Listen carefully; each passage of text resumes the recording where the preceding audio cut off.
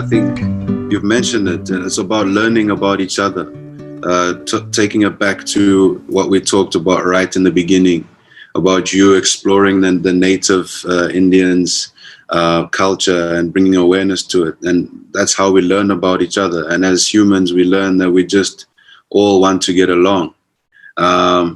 So that's actually very liberating. How would you say one can liberate their minds, especially when they are in, I mean, we've been in a bubble. I'm going to be quite specific to sport. You know, when you are in a bubble, we tend to forget, or we tend to get a bit irritated now that we can't actually… Why, the wickets are still standing, so you're getting irritated? Sometimes, you know. Somebody is very happy the wicket is not falling.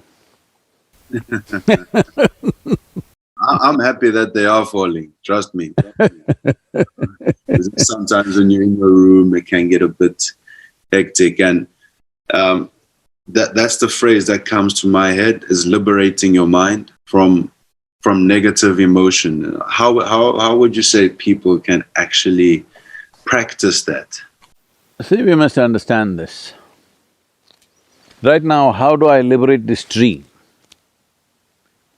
I'm saying I don't have to liberate it, I just have to nourish it, it will grow as tall as it can, all right? Yeah. The same thing with you, you have to nourish this life. Nourishment for the body is one kind which people know what to eat, even that they don't know, that also we are teaching them what to eat, what not to eat. That's another matter. But generally, let's say people know what to eat. But nourishing the other dimensions of the human being, what does it mean? See, a human being, in human being's experience of life, just fulfilling survival process and reproductive process is not going to settle him. This is true with every other creature. If they get to eat well and they get to reproduce, they're fine. Beyond that, they're not aspiring for anything else. They're quite fine. They're not suffering insecurities of what I can be, what I cannot be. You know, a lion in Africa is not worried, will I become a good lion or will I become a house cat, what is my problem? He has no such problems, he just has to get food. If he eats well, he becomes a good lion, that's all. But that is not the case with the human being. When survival is in question, it's a big issue. Once it's taken care of, well, when stomach is empty, there's one problem. When stomach is full, there are 100 problems, all right? And more successful people become, they seem to multiply their problems. So what is it that is going wrong? What is going wrong is just this. We are thinking that this human being will settle for something little more. Wherever you are, you want little more. What, I heard that you got 23 wickets, huh? At the moment, yeah, I think so, yeah. So you want more wickets. Don't take Chennai wickets, okay?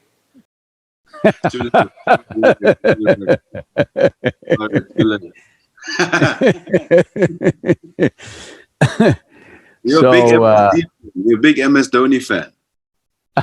Yes. I think he brought… I just met him, just saw him once on a golf course, I didn't really get to chat with him or anything, just met him and said hello, kind of thing. But I think he brought a new sense of life to Indian cricket, you know.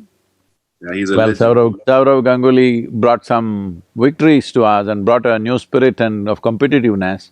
But Dhoni brought a certain kind of calm and control and, you know, completely a different kind of atmosphere on the cricket field, a sense of bonding with everybody. I think he did a great job for the country, and now I think the youngsters have built upon that in a much better way. That's a great thing.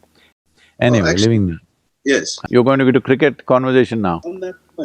On that point, I think I got your point though, when it comes to, you know, nourishing yourself and being grateful for what you have. That when you do, you always want more and more and more. But when does it cap? Is that where you were at? Or were you gonna say more on that? In a way, let us say I will make you the king of this planet. Yeah. You're looking… come on, man, I won't make such a blunder. You'll knock down everything with your ball. So suppose you become the king of this planet, will you be fulfilled? No. Now you're already looking up, you're looking at the moon, I can see that. You would want the moon also. If I give you the moon, will you settle? No, you'll want the other planets. If I give you the entire solar system, will you settle? No, you look at the galaxy. So there is something within a human being longing to expand. Yeah. So if you really look at it, you're not looking for more, you're looking for all. You want to expand limitlessly. Please see, if I make you king of one galaxy, will you not look at the other galaxies? You definitely will, isn't it? So there is something within a human being longing to expand limitlessly. When I say limitlessly, it wants to become boundless. But the world of physicality is a world of boundaries. Without a defined boundary, there is no physical existence. So now your longing to be boundless means unknowingly you're longing to be beyond your physical nature, but you are trying to settle it with little more money, little more wealth, little more shopping, little more this and that, but it will not settle that way. Somebody was telling me recently, I met someone in who's a big achiever in United States, and he was saying, I thought if I make money, if I build this big house and become famous, it'll settle, but it is not… the scratch is not settling the itch. It doesn't, because the longing is to expand limitlessly. So can you become limitless physically? In what sense? Like… No, can your physical body become limitless? Don't try that. No, physical has to have a boundary. Defined boundary is the basis of physicality. But there is a longing here which wants to become limitless. So this longing to become limitless means in some way you're longing to be something more than your physical nature, because your physical nature is an accumulated process, isn't it? You were not born like this. You were born like this, but you became this much, because this is an accumulation of food that we have eaten. What you call as mind is also an accumulation of impressions and experiences that we have gathered. So how much ever you accumulate, it will not become boundless. But there is something within you longing to be boundless. If this has to be settled, your experience of life has to go beyond your physical nature. When that happens, now we will apply the most corrupted word in the world, spiritual. Because everybody has distorted this word in so many different ways. Essentially it means your experience of life has transcended the limitations of your physicality. Because physicality comes with limitations, physicality comes with cyclical compulsions. Right now, you and me are fine, if we sit here for another 3–4 hours, we want to go to the bathroom, then we want to eat something, then we want to drink something. This is a cycle of compulsions. So physical nature is like this only. So there is something here which wants to go beyond all these cycles, that is called as the spiritual process. So spirituality does not mean going to the temple, church or mosque, it is about turning inward and knowing that which we are. That which we gathered is one thing. See, what you gather is yours. But what you gather cannot be you, isn't it? It can belong to you, but it cannot be you. Right now, this is the fundamental mistake humanity is making. What we have gathered, we think it's me. The moment you make this mistake, it's endless problems. Whichever way, just see, tell me one thing that human beings are not suffering. If they're poor, they suffer their poverty. Make them rich, they suffer the taxes. If they're not educated, they suffer that. Put them to school, endless suffering. If they're not married, they suffer that. Get them married, don't tell me, all kinds of things will happen. You tell me one thing that they are not suffering.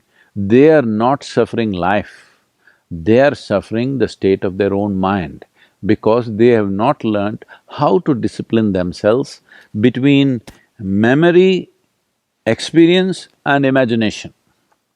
What happened 10 years ago, they still suffer. This means what? Are they suffering their memory or are they suffering life? They're just suffering their memory. What may happen day after tomorrow, they already suffer. This means they're suffering their imagination. These are the two faculties which set us apart from every other creature. We have a very vivid sense of memory and a fantastic sense of imagination. This is what makes human beings very different from every other creature, but that is what they're suffering. Essentially, they're suffering evolution. So if one has to be liberated from this, in our education systems, there is nothing about how to handle this. They will teach you how to go to the moon. They will teach you how to extract protein out of an invisible bacteria, but they will not tell you how to handle these faculties that we have, because this is the most sophisticated machine that you have on this planet, but nobody has read the user's manual, that's the problem. Little bit of understanding, this mind is fine, this is the most fantastic thing you have. The greatest thing that you have here right now, in comparison to other creatures, is you have a mind. You have a cerebral capability that nobody else has. This is what human beings are suffering, their own cerebral development. If they had the brain of an earthworm, they would all be peaceful, isn't it? Okay. With that being said, I think I've got one final question. And that question would be, how would you put that into practice? See, the important thing is one's identity. There is a whole structure, I could send that video to you about how the mind is, the different parts of the mind, how to do this. But the simple thing, to put it very simply, is this: what are you identified with? Suppose right now you're identified with your game, you're playing the game.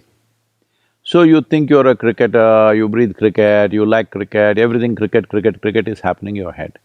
Let's say tomorrow we wiped out your memory and we gave you football. And now you think, I'm a football player. Now in your dream also only football will bounce, not the cricket ball.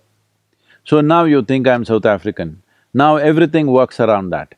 Now you think you're a particular race or religion or whatever. Every identity that you take on, your mind will work only to protect that. Your intellect will essentially function only to protect that. This is why, like I was saying yesterday, I was at Martin Luther King's memorial. Why do people get to do such horrible things? Because they're identified with something and it makes it all look good. When such things were being done, because it's not one or two people doing some evil, it's a whole population doing it, a whole generation of people doing it, all right? So that can only happen because you fixed an identity which makes you feel it's all good. So, in the name of your country, you can kill, in the name of your religion, you can kill, in the name of your race, you can kill, in the name of your caste, creed, whatever other nonsense you identified with, you can kill, all right? This is simply because you're identified with something which is limited, but something within you is longing to become boundless. This needs a cosmic identity. A little bit of work, everybody can do this, that if you just breathe consciously, you understand your lung is not just here, it's the entire bubble of atmosphere is your lung, isn't it? Hello? Little bit is in and out, push, it's happening, but tell me, isn't this a whole bubble of your breath all over? Right now, last 36 days I've been traveling all over the place. Where all I left my exhalation, is anybody calculating? Or where all I took my inhalations, anybody calculating? I'm saying at least identify with the world in which you live. Global identity. Well, you can have smaller identities of nationality, race, community, family, it's all fine. But the fundamental identity has to be much larger than what you can see. Globe used to be a wonderful thing at one time, but now everybody can see the in and out of it. So I would say a cosmic identity is best. Your identity should be such that in your experience it is limitless. Once you take on an identity like this, your mind is not a problem at all, because once you're not identified with anything that you can see here, believe me, if you sit here, you will sit like me without a single thought on your mind. Nothing happening in my head, empty. Yeah. No, that's very interesting. I guess that's why you have a lot of indigenous people, or Africans who who believe in a God. They don't know what this God is, but they believe in a God. You got people in India, they believe in many different gods. No, we create them, huh? We create them. Huh? Yeah, and it's fascinating, and it touches on what you're saying. You have the Japanese culture, where they focus on, what you're saying is, if you attach yourself to an ego, you limit yourself. But then when you Now, who is this? Who is this Mr. Ego, KG? the ego is the mind, isn't it? No. See, Mr. Ego is a fall guy in everybody's life. When you are wonderful, you say, this is me. But when you do something nasty, you say, it's Mr. Ego. We must stop this, because within you there is only one person. You are an individual. That means you're not further divisible. This is very important. You do not divide yourself into my higher self, lower self, my ego, my super consciousness, all this. This is an individual. This is me. Sometimes I'm wonderful, sometimes I'm nasty, sometimes I'm fantastic, sometimes I'm horrible. If you see this, the horrible will go out of your life, if you see this is me.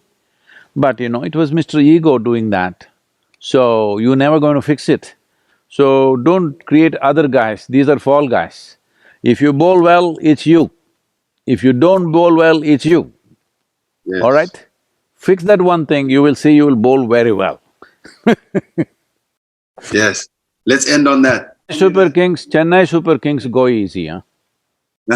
No, we've already played them twice, so we're done with Chennai Super Kings. I'm tired of Chennai winning. I'm tired of them winning. It's our turn now.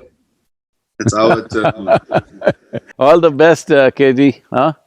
You must play well, you're a young man, you've done very well. Great to see you from South Africa. I think at one time you guys had a great team and now it's a little down, but it's great to see that you're shining the way you're doing. And what speeds are you hitting, huh? Around the 140 to 150. Oh, that's great. That's great. And what you're doing, swinging this way, that way, I've not seen you play, man. I should watch it. All the best for your game coming up. Thank you so much. No, thank you for chatting. I hope we will chat soon. Thank you. Yep. Thank you.